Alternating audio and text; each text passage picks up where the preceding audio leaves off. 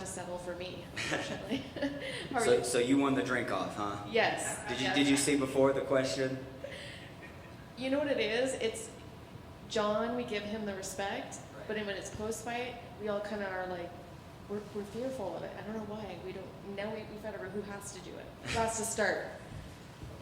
So I still want to say that there's a battle royale in the back. Yes. Y'all fight for it. You won. Congratulations. First question. Thank you. It brutal. And my first question is going to be real thought-provoking. How do you feel? Oh man, I haven't been asked that question in a long time. I feel good. There was a lot of pressure going into this fight. There was a lot, with the camp change. I changed everything except my walkout song. Literally everything except my walkout song. I'm in a new home. I had just bought a house back in Missouri, a beautiful house that I wanted to be in for 5 or 6 years, and I was in it for 5 or 6 months, and we moved, and we got a new place. It's small, it's cozy, but there was a lot of sacrifices that went into this move, and it all paid off tonight. I'm so thankful. I'm so happy. Yeah, everything paid off. How would you rate your performance in terms of your other performances?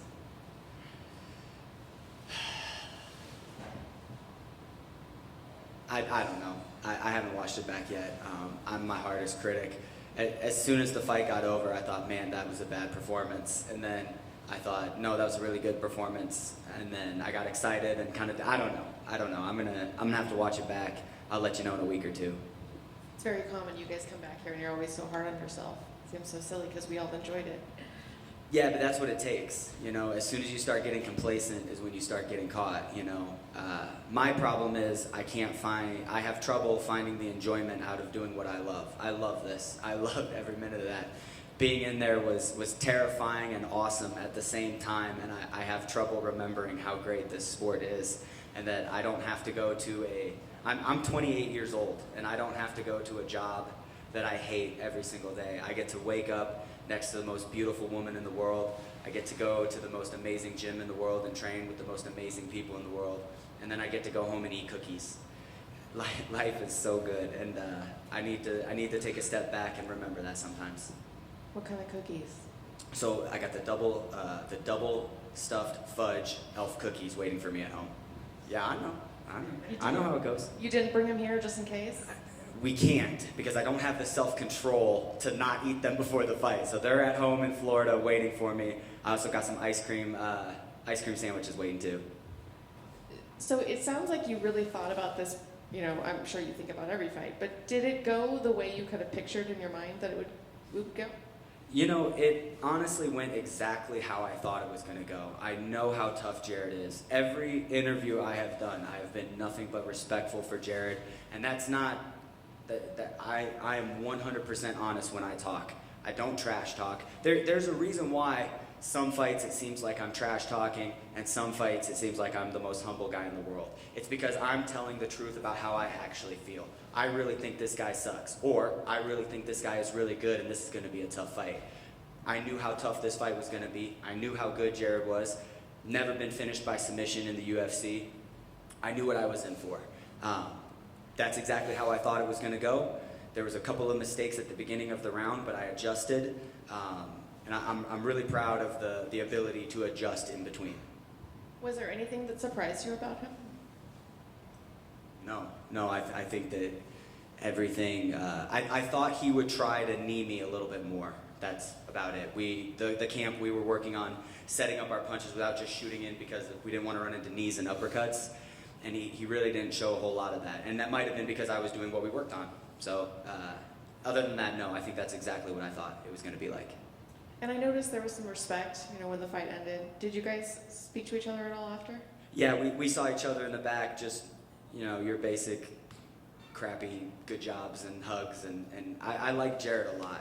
I really do. I think he's a really cool guy, and I would actually like to train with him, sometime if he ever wants to come down to ATT. But very cool guy, nothing but respect. This is a business, though. Did Andre win? Did he win? Let's go. Let's go. And now I'm totally distracted by him winning. Does it make it easier or harder for you to fight a guy that you like and respect? Easier, I think. It's easier because there's no, like, if he had beat me tonight, he would have been very happy about it. He would have been very loud about it. But I know that it would have all been, good jobs and handshakes, so there's something to, like that. But it doesn't really matter. I'm in there to beat you up. I cut him a couple of times, and I remember thinking to myself, I got you, even though I like him. But I would say easier, but it really doesn't matter. And what's next? When do you want to get back in there? Do you have an opponent in mind? So I get married November 20th of this year, and obviously I probably won't be able to fight in December because I'm not going to get married and then, go right into a camp. I want to fight one more time this year, if possible. So I think after tonight we'll figure it out. I do think that I'm in the running for some bonus money though, because there aren't a whole lot of finishes on this card. I got one in the 3rd round. The guy before me, I think he got a knockout, so I think it's between me and him. There's 3 bonuses, so. Sometimes more, you never know. Yeah. What would you use that for? The wedding. That's the right answer if your wife's watching the wedding. I would spend it on our beautiful wedding, my love. But the real answer? Star Wars. I'm a nerd. Collectibles, all of that. Yeah, Yu-Gi-Oh cards. Yeah, I'm like, what about? Okay. All right, thank you so much. Thank you. So you the kind of guy that, are you always on the internet, trying to find like the most hidden sort of stuff, or how do you get your collectibles? How do you? No, I don't worry about any of that. If I like it, I buy it. And I think she's probably got a good point. I mean, I think even if you took a part of that bonus and maybe earmark it a little bit for the honeymoon is probably a safe decision, or maybe for the wedding itself. But you made the big change. You were winning, but you still decided to change camps, relocate yourself. You left this big house. You make all these big changes. Why keep the walkout song? Is it a superstition thing? Is it just your song? Why change everything else but keep the song? It's just my favorite song. It's different. It's by a guy named Jonathan Young, and so the song is from a movie that I watched growing up, The Hunchback of Notre Dame, and I really liked the song in the movie, but it's a Disney song, so like I'm not gonna walk out to that. And then Jonathan Young, who's my favorite artist, made a remix of it, and I absolutely love it. I know it. I could sing it to you right now if you wanted me to. I'm not going to. I saw you. Next question. It's my favorite song. It's unique. No one is ever going to walk out to that song unless they're trying to be a dick. So yeah, I like the song. It's unique to me. I think it'll be my walkout song forever. And if not, it's not a huge deal. If they played the wrong song while I'm walking out, wouldn't bug me. It's just, I like that song. So is that the kind of thing that still sort of, and like you said, even if they played the wrong song, it wouldn't get to your head, but is it still enough, knowing your connection to the song, knowing that it was made for you, does that put you at ease when you're walking out there in those moments, or are you already out of your head in the moment when you're making that walk to the cage? I'm so clear in there. I'm so clear. I feel everything. I remember it. I don't black out or see red or any of that crap that people talk about. From when I wake up in the morning to when I go to bed, I'm very clear as we're walking out. So, being able to kind of sing along to my song, I know my guys are behind me. I remember all of this, and I remember the feelings. It's terrifying no matter what, it sucks walking to that cage, but that's why we do it, man. That's how you know you're alive. I'm alive. I'm living a life. And you went out there and you put all this that you built into this moving, this camps and everything, and you got the great performance, and you came back here, and I know you said, man, it all paid off. If you went out there and still had a performance where you felt like everything was working, you were fighting on a great level, but maybe the nod wasn't, say it didn't go and you didn't get a finish and went to decision, it didn't go your way, but you still performed wonderful, would you still feel that it all paid off, the work and the effort coming out? Did it have to be a win, or would a great performance have been enough to justify everything that you've done? I guess we'll never know. That's a great answer. All right, we'll talk a little bit about the game plan. You definitely, like you said, the wrestling and being able to kind of control him sort of sealed the day for you. So, but for you to prepare for his knees, the wrestling and being able to take him down, that had to be a big portion of the game plan that you were prepping for. What else was part of the game plan for him? So we noticed that he dips a lot, so kneeing ourselves was a big one, and I actually caught him in the third round with a big knee, and I remember hitting him and thinking to myself, okay, he'll stagger. Something will happen to where I can like capitalize. And he just shook it off, kept coming like the G that he is. And then we were planning on dipping and hooking because he likes to lead with that back uppercut. I dipped to see what he did. He didn't lead with the uppercut at all. So we just had to make in-game adjustments. The nice thing about my coaches, Mike Brown and Thiago Alves, they came up with multiple. Hey, if this happens, we're doing this. If this happens, we're doing this. So there's never just one game plan. It's a series of game plans that are going to happen, and then there's always the fallback. Just adjust. I took a shot at the beginning and I fell right on my butt and looked like an idiot. Nobody plans for that, but I adjusted. I worked up, I got back to my feet, didn't let it get to me, and I started chipping away at him.